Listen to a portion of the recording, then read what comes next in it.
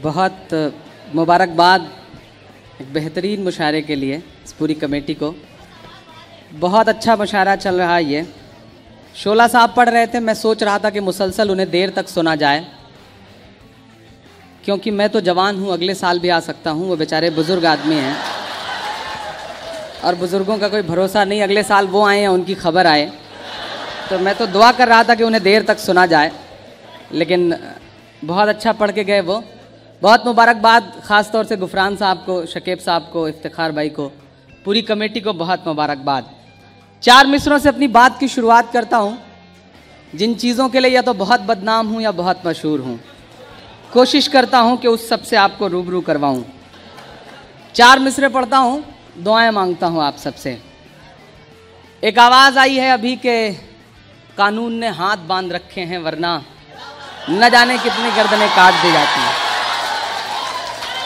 इससे एक बात तो साबित हो गई कि दुनिया कितना ही चिल्ला चिल्ला के कहे कि योग करने से दिमाग ठंडा रहता है, लेकिन ये बात सच साबित नहीं हुई। खुद ही बंदे ने झूठी साबित कर दी इस बात को।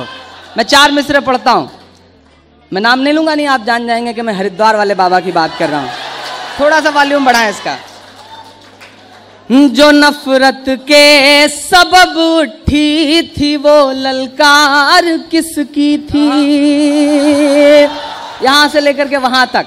जो नफरत के सबब उठी थी वो ललकार किसकी थी? जो नफरत के सबब उठी थी वो वाह वाह वाह ललकार किसकी थी? हमारे खून को प्यासी थी वो तलवार किसकी थी? हमारे खून को प्यासी थी वो तलवार किसकी थी?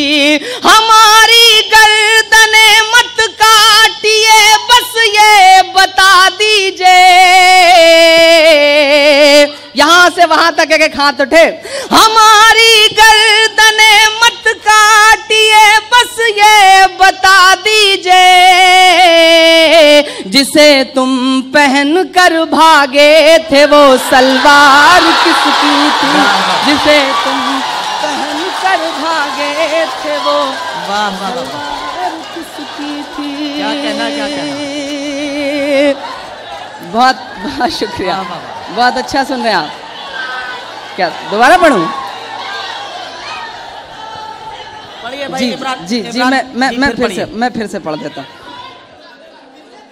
जो नफरत के सबब उठी थी वो ललकार किसकी थी? हमारे खून को प्यासी थी वो तलवार किसकी थी?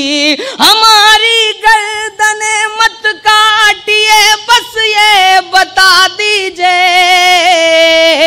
जिसे तुम पहन कर भागे थे वो सलवार किसकी थी? जिसे तुम पहन कर भागे थे वो सलवार किसकी थी?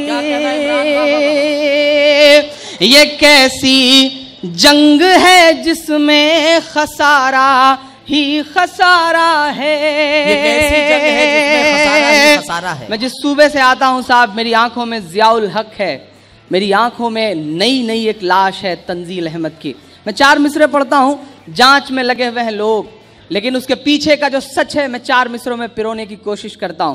मुझको जालिम का तरफदार नहीं लिख सकते, कम से कम वो मुझे लाचार नहीं लिख सकते। जहां हथेली पे लिए बोल रहा हूं जो सच, उसको इस देश के अखबार नहीं लिख सकते, उसको उस देश के अखबार नहीं लिख सकते। मैं हिम्मत करता हूं सच बोलने की और आपसे दुआएं मांगता हूं। ये कैसी जंग है जिसमें खसारा ही खसारा है? तुम्हारा कुछ नहीं जो है हमारा ही हमारा है। तुम्हारा कुछ नहीं जो है हमारा ही हमारा है। जिन्होंने कर करे हेमंत जी को मार डाला था, उन्हीं लोगों ने ही तंजील अहमद को भी मारा है। उन्हीं लोगों ने ही तंजील अहमद को भी मारा है, उन्हीं लोगों ने ही तंजील अहमद को भी मारा है।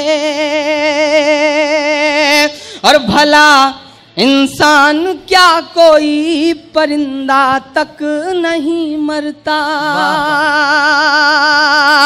मेरी आंखों में रोती हुई बिहार की वो बेटी है जो अपने शौहर की लाश से लिपट करके प्रतापगढ़ में रोते रोते ये कह रही थी कि नहीं, हुकूमत अगर थोड़ा सा सही होती तो ऐसे मंजर ना आते। मैं 4 मिसरे पढ़ता हूँ।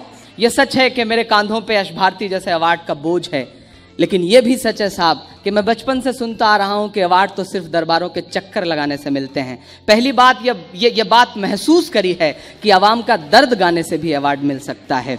तो मैं कोशिश करता हूं अपने उस तेवर को बरकरार रखने की कि भला इंसान क्या कोई परिंदा तक नहीं मरता, कोई जांबाज फिर बेमौत यूं ना हक नहीं मरता, कोई जांबाज फिर बेमौत यूं ना हक नहीं मरता। सियासत अपने तेवर सख्त कर लेती तो ये तय था, हमारे घर नहीं जलते जियाउल हक नहीं मरता, हमारे घर नहीं जलते जियाउल हक नहीं मरता, हमारे घर नहीं जलते जियाउल हक नहीं मरता। बहुत अच्छा सुन रहे हैं आप, अल्हम्दुलिल्लाह बहुत प्यारा मुशायरा हो रहा है। जिस शिद्दत से आप दुआ दे रहे हैं, दाद दे रहे हैं, इसी तरह से दाद देते रहे तो मेरे बाल बच्चे पल जाएंगे जो भी पैदा नहीं हुए हैं, और इसी तरह से रात रात भर मुशायरे हुए तो होंगे भी नहीं, इसकी गारंटी के साथ पढ़ता हूँ।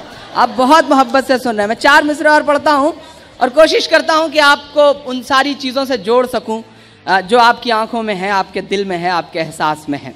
कि था शहंशाह को गुरूर बहुत, ये बिहार मेरी आंखों के सामने बैठा है साहब। ये अजीब सा सूबा है, अपने आप में बड़ा अनूठा सा सूबा। यहाँ के बच्चे, यहाँ की बच्चियां सब अलग ही मूड के लोग हैं साहब। वो पिछले दिनों एक बिहार का लड़का एक लड़की के साथ नदी के किनारे चांदनी रात में बड़े रोमांटिक मूड में बैठा हुआ था। लड़की ने उसके सीने पे हल्के से हाथ रख के कहा कि तुम्हारा दिल बहुत मुलायम है। तो उसने कहा नहीं सुषमा, ये खैनी रखी है खाबू का। तो ये बिहार है साहब, ये अपने आप में बड़ा अनूठा है। और मेरा तो मानना है साहब कि नीतीश जी ने शराब पे बैन लगा दिया, अगर उन्होंने खैनी पे बैन लगाने की कोशिश की तो वर्ल्ड वार हो जाएगा। ये बिहार है साहब। मैं इस बिहार की तमाम जो खूबसूरती है उसको सलाम करते हुए मिसरे पढ़ता हूँ। एक नाम आएगा वो भी बिहार से जुड़ा है, आईना दिखा रहा है बिहार पूरे हिंदुस्तान को। मैं पढ़ता हूँ और दुआएं मांगता हूँ आपसे कि था शहंशाह को गुरूर बहुत, रब ने उसका गुरूर तोड़ दिया, रब ने उसका गुरूर तोड़ दिया। कल थी जो 56 इंच की छाती, कल थी जो 56 इंच की छाती, एक कन्हैया ने सब सिकोड़ दिया, एक कन्हैया ने सब सिकोड़ दिया, एक कन्हैया ने सब सिकोड़ दिया। बहुत शुक्रिया, बहुत शुक्रिया। मैं कोशिश कर रहा हूँ कि दोबारा के बजाय ज़्यादा सुनाऊं। कई लोग ऐसे हैं जो सप्लीमेंट्री से पास हुए हैं, उन्हें बिना दोबारा के समझ में नहीं आता, लेकिन उनका हुक्म है तो मानना भी पड़ेगा क्योंकि इधर वो लोग बैठे हैं जिनसे पेमेंट भी लेना है। मैं पढ़ता हूँ और दुआएं मांगता हूँ आपसे कि था शहंशाह को गुरूर बहुत। बड़े ऑथेंटिक, बड़े फाइनेंस को समझने वाले लोग, मार्केटिंग को समझने वाले लोग। गुफरान भाई बैठे हैं, मुझे 3 बार उन्होंने बताया कि इमरान भाई मैं मार्केटिंग से जुड़ा हुआ आदमी हूँ। तो मुझे एक चीज याद आई कि एक बार हम और गुफरान भाई ट्रेन में सफर कर रहे थे साहब। 3 लड़कियां नीचे बैठ के बात कर रही थी शादी के सिलसिले में।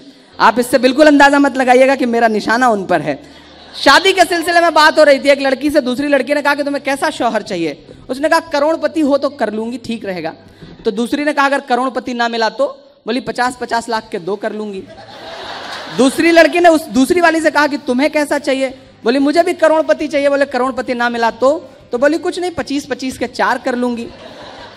तीसरे से कहा गया तुम्हें कैसा चाहिए, करोड़पति, करोड़पति ना मिला तो 50-50 लाख के, अगर 50-50 लाख वाला ना मिला तो 25-25 के ना मिला तो बोली 10-10 लाख के 10 कर लूंगी। गुफरान भाई ऊपर वाली सीट पे थे, कूद कर नीचे आए, बोले बहन जी जब रेट 1 लाख तक आ जाए तो मुझे भी खबर कर दीजिएगा, मैं भी लिस्ट में हूँ।